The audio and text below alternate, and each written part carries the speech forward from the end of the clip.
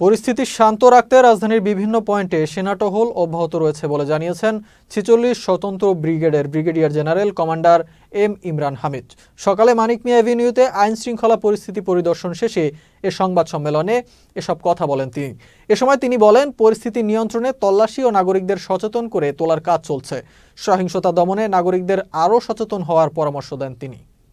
আমাদের বহু মূল্যবান সম্পদ, দেশের সম্পদগুলো দুর্বৃত্তরা সেগুলো পোড়াচ্ছিল, বিনষ্ট করছিল। কোনোভাবেই আমরা বিশ্বাস করি না যে এর সাথে আমাদের শিক্ষার্থীরা জড়িত, কারণ শিক্ষার্থীরা কখনো এই কাজ করতে পারে না বলে আমরা জানি।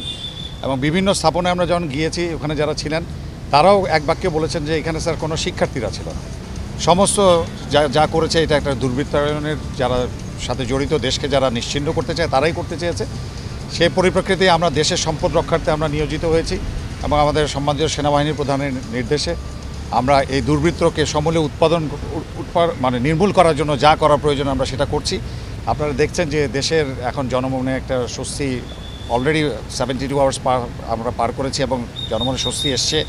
আমরা সকল জনগণকে আমরা ধন্যবাদ জানাই যে তারা কারফিউটাকে সঠিকভাবে মেনে চলছেন এবং আশা করব যে যখনই কারফিউ দেওয়া হবে সেভাবে তারা মেনে চলবেন এবং আমাদেরকে সহযোগিতা করবেন।